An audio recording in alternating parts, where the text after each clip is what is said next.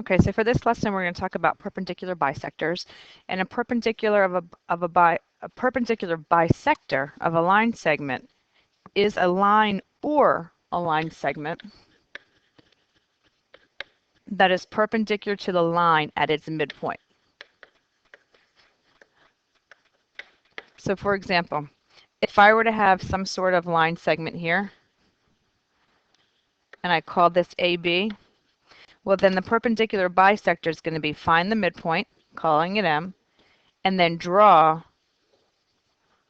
a line or a line segment that makes a right angle as well. Okay, so then if we take a look at the next one, a perpendicular bisector of a line segment is also the locus of points equidistant from 2 points. This is taking us back to the locus section. So here, if I had 2 points and I called them A and B, I could think that there was a segment connecting those 2 points, but the locus of 2 points is anything that's on the perpendicular bisector of that segment. So in order to be able to deal with perpendicular bisectors, you need to remember midpoint formulas, and hopefully you do. The midpoint formula given 2 points is the average of the x coordinates and the average of the y coordinates. Add up the x's, divide by 2, add up the y's, divide by 2.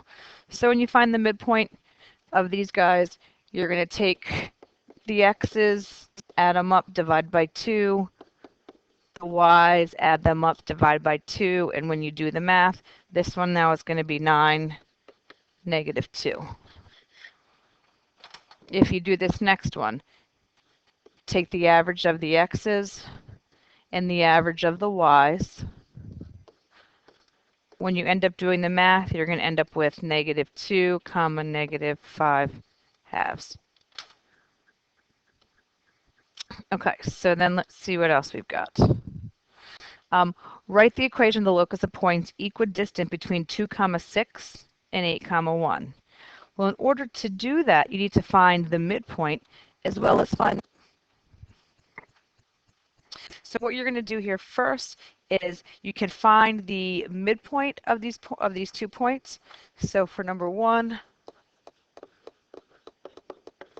the midpoint in this case is going to be 2 plus 8 divided by 2, comma 6 plus 1 divided by 2. And what ends up coming out here is going to be 5 and 7 halves. Step number 2 is you're going to find the slope using those same 2 points. So in this case, the slope is going to be 6 minus 1 over 2 minus 8. Always simplify all slopes. So your slope comes out to be 5 over negative 6. Step 3 is you're going to find the slope of a line that's perpendicular to what you just found, which means you're looking for the negative reciprocal, which is going to be 6 over 5. Step 4 is going to be to find the equation using the perpendicular slope and the midpoint.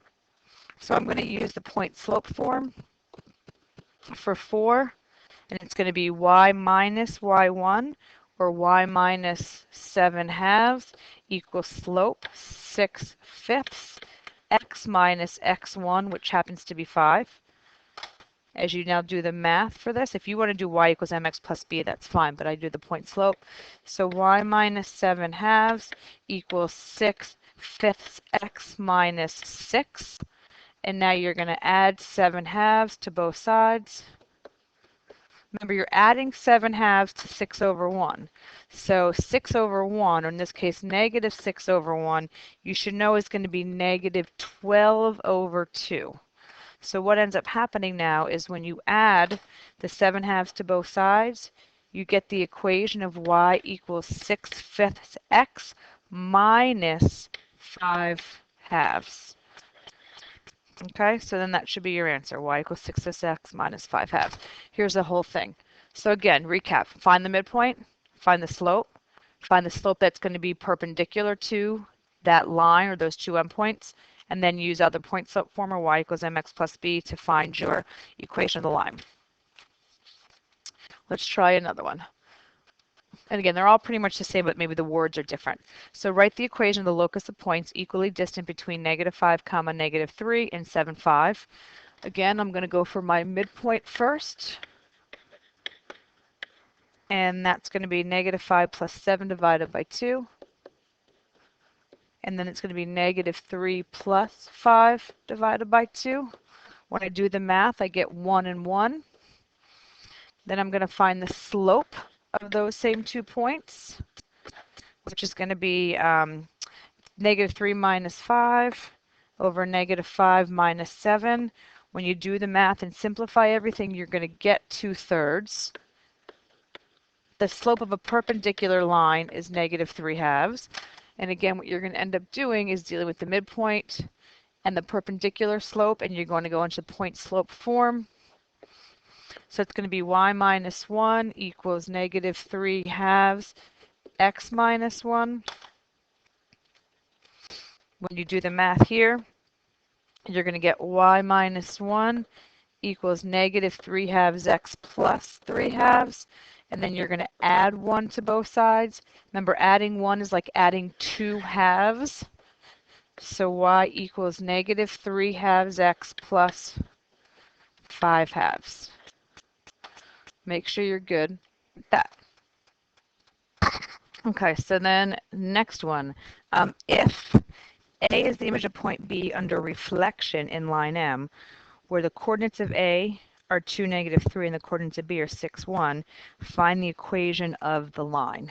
So you can kind of almost think about what's going to happen here. If it's a reflection, then it's like a mirror image. And if it's a mirror image over a line, then you're really going through the perpendicular bisector. That's what you need to find for your mirror image particular line. So here's how this is going to work. It's the same as all the other ones, just worded differently. Go for the midpoint, in this case 2 plus 6 over 2. Negative 3 plus 1, negative 1 I should say, over 2. Your midpoint comes out to be 4, negative 2. Go for your slope of those same 2 points, where you're going to do negative 3 plus 1. Should probably write the word slope.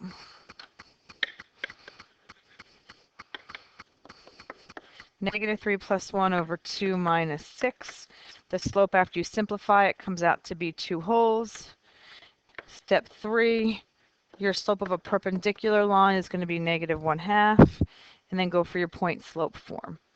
So it's going to be y minus or y plus 2 equals negative 1/2 x minus 4. Y plus 2 equals negative 1/2 x plus 2. You're going to add 2 to both sides. The equation of your line becomes y equals negative 1/2 x. It happens to be a direct variation. It happens to go through the origin of your line. That's your y-intercept at least.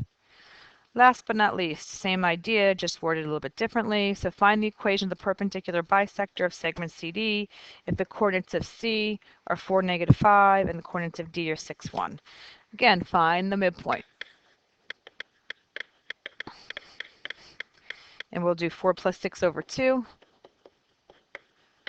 And then we'll do negative 5 plus 1 over 2. After you do the math and simplify stuff, you get 5 and negative 2.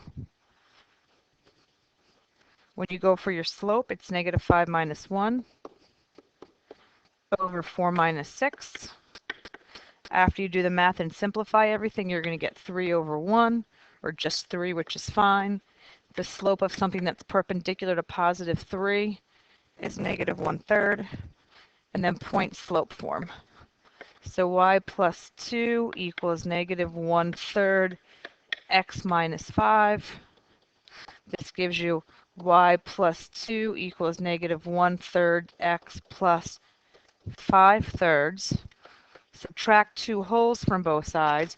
But remembering, subtracting 2 wholes is the same thing as subtracting negative 6/3. So when you come out with the final answer, you're going to get y equals negative 1/3 x minus 1/3. Okay, so that's it. Homework is very much the same. Find your midpoints, find your slopes. Find the slopes of the for a perpendicular line, which means you're going for negative reciprocals, and then use point slope. Deal with fractions, and all should be good. Good luck.